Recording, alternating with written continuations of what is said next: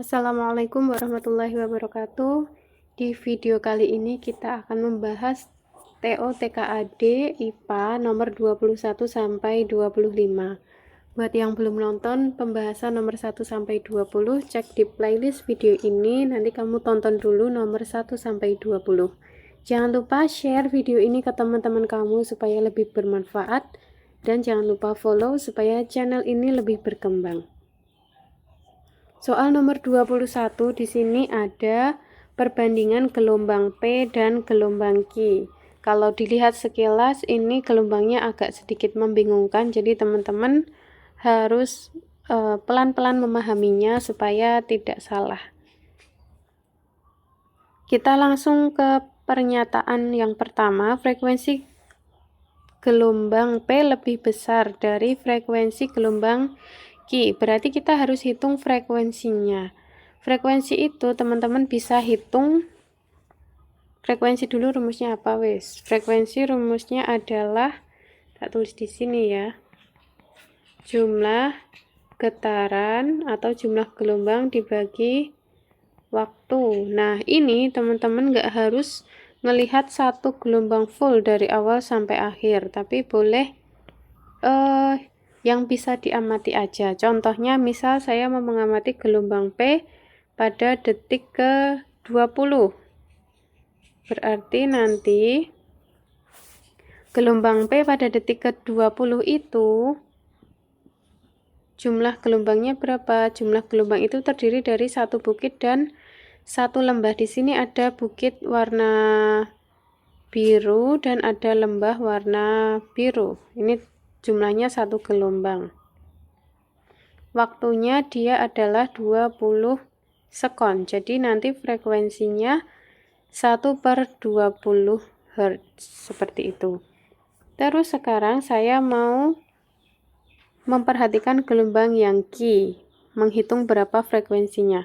Kalau kita lihat gelombang yang Q itu detiknya yang bisa diamati ada di detik 25, bisa juga di detik 40, walaupun ini kurang pas sedikit, atau kita pakai yang 25. Kalau yang 25 berarti di sini jumlah gelombangnya adalah ini ya, ada satu bukit, ada satu lembah, ini kan satu gelombang. Kemudian ditambah satu bukit lagi, berarti jumlah gelombangnya adalah 1,5 gelombang. Kemudian waktunya adalah 2,5. Nah, kalau dihitung frekuensinya, saya ulangi ya. Ini tadi yang 20 sekon. Sekarang yang merah kita ambil di sini. Jumlah gelombangnya tadi 1,5, kemudian waktunya 25 sekon. Kemudian kita bisa hitung frekuensinya, jadi 1,5 per 25. Kalau sama-sama dikalikan 10 biar mudah, jadi 15 per 250. Kita bagi 5, yang ini 3, yang bawah ini adalah 50. Itu untuk frekuensinya.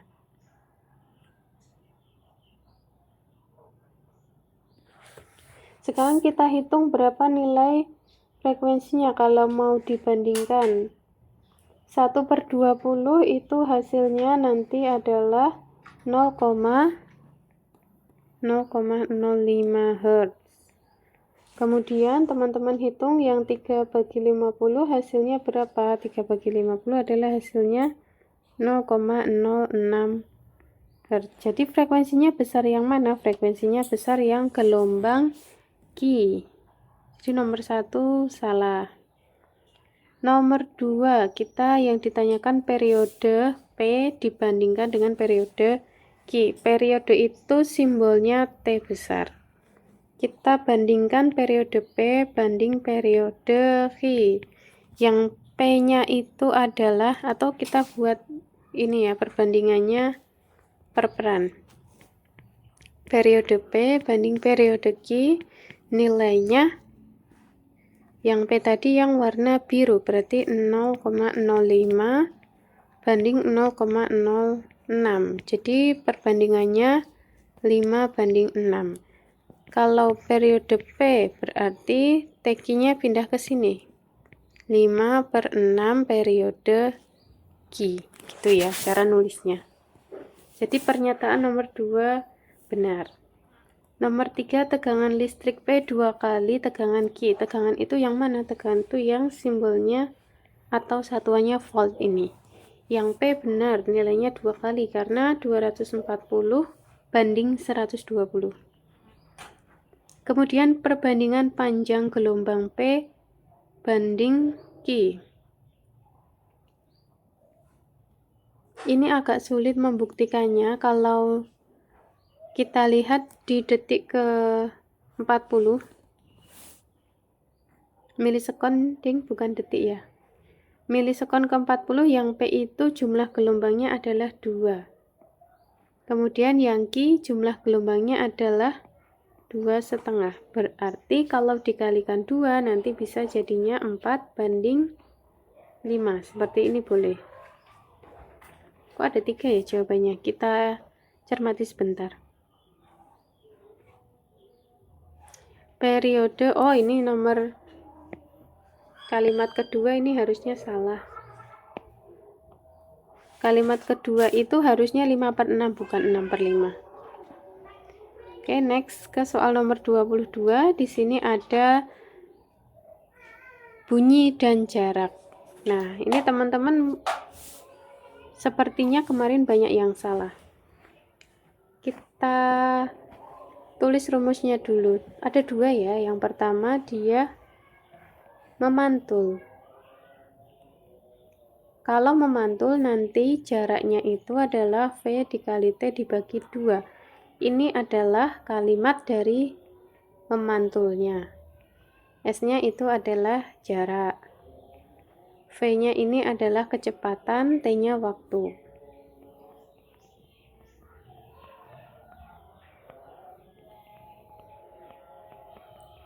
Kemudian kalau yang kedua itu yang tidak memantul.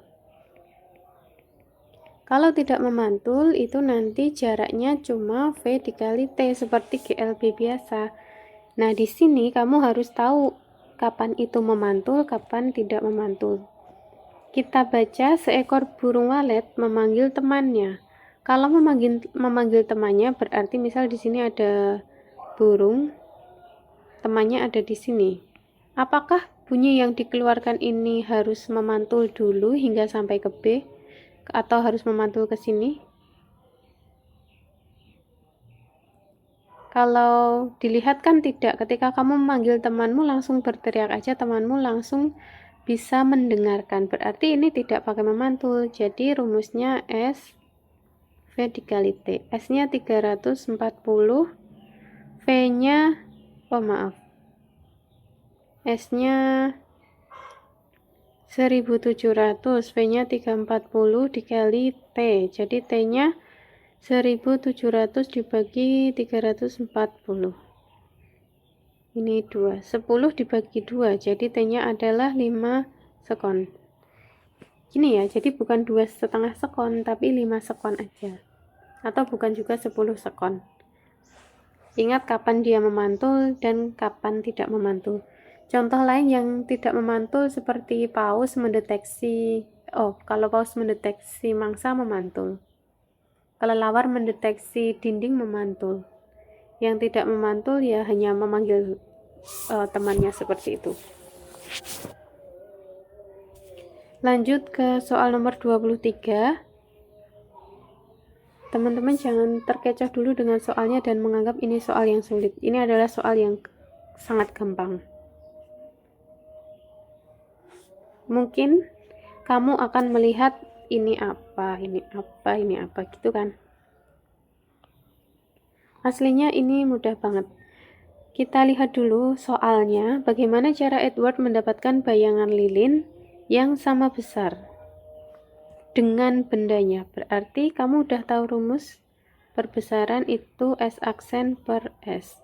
Kalau sama besar berarti nanti nilai S aksen atau bayangan harus sama dengan nilai bendanya. Kita lihat di gambar dulu. Awalnya di sini ya. awalnya itu yang ada di gambar. Yang ada pada gambar, jarak benda S itu adalah 15 cm dari cermin. Kemudian jarak bayangannya adalah 30 cm. Kita lihat option A. Option A menggeser lilin 5 cm mendekati cermin, berarti S-nya yang awalnya 15 digeser mendekati, berarti dikurangi jadi 10 cm. Kemudian bayangannya yang awalnya 30 cm, bayangan itu layar ya, yang ditangkap oleh layar ini bayangan. Menggeser layar 20 cm mendekati cermin, kalau mendekati berarti dikurangi. Jadi ini adalah 10 cm. Nilainya sama, berarti nanti perbesarannya 10/10, 1, berarti ini benar. Gampang kan? Yang B, S-nya awalnya tadi 15, kalau menjauhi cermin berarti ditambah 5, jadi nilainya 20 cm.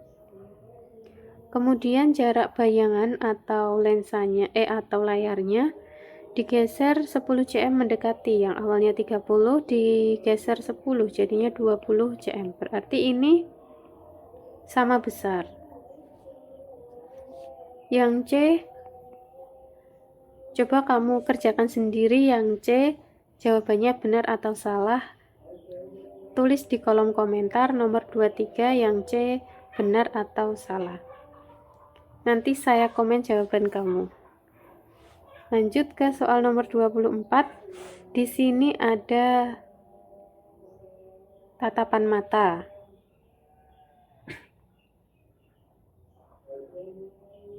Nah, di sini ada penjelasan ya teman-teman. Yang atas itu gambar mata normal melihat benda jauh, nanti bayangannya jatuh tepat di retina dan terbalik diperkecil. Mata normal melihat dekat juga seperti ini. Tapi matanya Pak Jaya itu beda, dia menderita miopi, jatuhnya di depan retina, dan dia menderita hipermetropi karena jatuhnya di belakang retina. Yang ditanyakan pernyataan 1, penglihatan jauh harus ditolong dengan lensa cekung. Benar, ini pengetahuan umum. Kalau jarak dekat harus ditolong pakai lensa cembung, berarti tinggal kita hitung kekuatan lensanya. Sekarang yang miopi dulu. Miopi itu lensa cekung itu sifatnya divergen. Divergen itu negatif, berarti nanti kekuatan lensanya rumusnya negatif 100 per titik jauh. Negatif 100 titik jauh matanya dia adalah 40, jadi nilainya negatif 2,5 dioptri. Sekarang yang hiper itu ditolong pakai lensa cembung. Lensa cembung itu lensa konvergen positif, jadi kekuatan lensanya 100 per jarak baca normal dikurangi 100 per titik dekat. Jarak baca normal itu bisa 25, bisa juga 30. Kamu pilih yang paling gampang. Karena di sini titik dekatnya itu adalah 50, jadi kita pilih 25. 4 dikurangi 2, jadi nilainya adalah 2 dioptri. Jadi nanti hasilnya yang ini positif, yang ini pasti negatif. Jadi jawabannya 1 dan 4. Saya kira ini soal yang mudah, kamu pasti bisa mengerjakannya. Terakhir nomor 25 di video ini.